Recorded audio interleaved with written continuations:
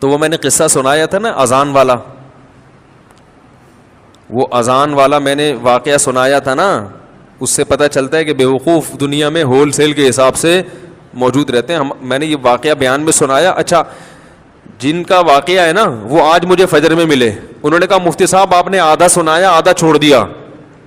تو میں نے کہا اچھا, آج کی بات ہے, آج فجر کے بعد انہوں نے مجھے پورا واقعہ سنایا. پھر انہوں نے کہا اب یہ بتائیں پورا. انہوں نے کہا وہ آدھے میں وہ مزہ نہیں ہے جو پورا واقعہ ایسے تھا. انہوں نے کہا نیٹ پہ سنا نا یہ واقعہ, وہ انہی کا قصہ ہے. انہوں نے پھر مجھے پورا واقعہ سنایا.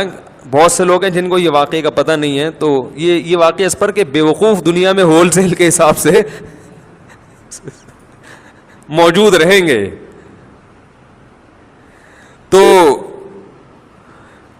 وہ کیا ہوا ہے, کہتے ہیں کہ وہ ان کے دوست کی کہیں شادی تھی, تو جو بیوقوف ٹائپ کے لوگ ہوتے ہیں نا ان کو بہت سوالات پوچھنے کا شوق ہوتا ہے کہ نکاح کے بعد کیا ہوگا اور کیا بیگم سے بات چیت کیسے شروع کرنی ہے, کیا وہ پاگل ہوتے ہیں یہ لوگ.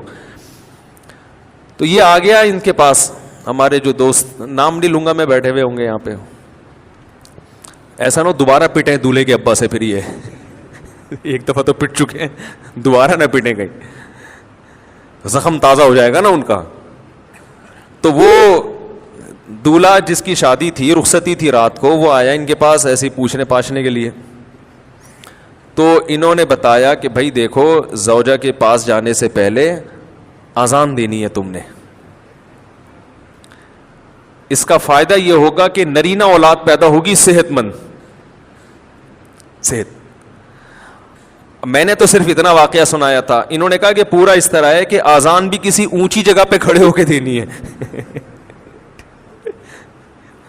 اذان کسی اونچی جگہ پہ کھڑے ہو کے دینی ہے, اور جب اذان شروع کر دو تو درمیان میں رکنا نہیں ہے.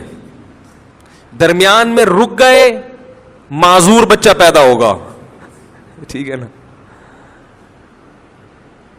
اب یہ جناب شروع ہو گیا, مذاق کیا تھا اس نے, مذاق کیا تھا, وہ سیریس ہو گیا.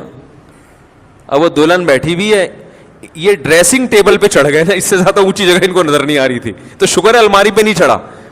الماری پہ سے نہیں چڑھے کہ بھائی جب چڑھ جاتا الماری پہ تو کھڑے ہونے کی جگہ نہیں تھی. وہ بیوی کہتی کسی بندر سے میری شادی ہو گئی ہے. وہ ایک آدمی گیا نا نفسیاتی ڈاکٹر کے پاس کہ مجھے وہم ہو گیا کہ میں بندر تو نہیں ہوں. تو ڈاکٹر نے بولا پنکھے سے اترو گے تو میں علاج کروں گا نا اپنا, پنکھے سے تو نیچے اترو. تو ڈریسنگ ٹیبل پہ کھڑے ہو کر انہوں نے اذان کہنا شروع کی. اب وہ دلہن پاگل ہو گئی, چیخنے لگی یہ کیا کر رہا ہے بھائی, پاگل تو نہیں ہے. اور جا کے نا دروازہ بجا رہی ہے. تو یہ اذان کے دوران اس کو کہہ رہے حی علی الفلاح, اس کو اشارہ کر کہ نہیں کرو. اذان بھی چل رہی ہے, حی علی الصلاح حی علی الفلاح, اور اشارہ کر رہے کہ نہ نہ نہ. وہ دروازہ کھولا, دولہا کے ابا نے, دلہن کہہ رہی اس کو دیکھو کیا ہو گیا, یہ کون ہے, پاگل ہے. بھاگ گئی, وہ ظاہر ہے بھاگنا ہی تھا اس نے, گھر چلی گئی. تو نفسیاتی پاگل ہے. تو وہ صاحب مجھے سنا رہے تھے کہ صبح دولہے کے ابا آئے, انہوں نے پہلے دولہے سے تفتیش کی نا کیا ڈرامہ ہے بھائی, تو اس نے بتایا وہ فلاں صاحب نے. تو کہہ رہے صبح آتے ہی انہوں نے گریبان سے پکڑا, بات چیت شروع کرنے سے پہلے مکے لگانا شروع کر دی. کہہ رہے میں پوچھ رہا ہوں مسئلہ کیا ہے. انہوں نے کہا یہ میرے بیٹے کو تو نے کیا سکھایا. کہتے ہیں میں نے کہا اس میں خود سینس نہیں ہے کہ جو سکھا دے آپ سیکھ لو گے کیا.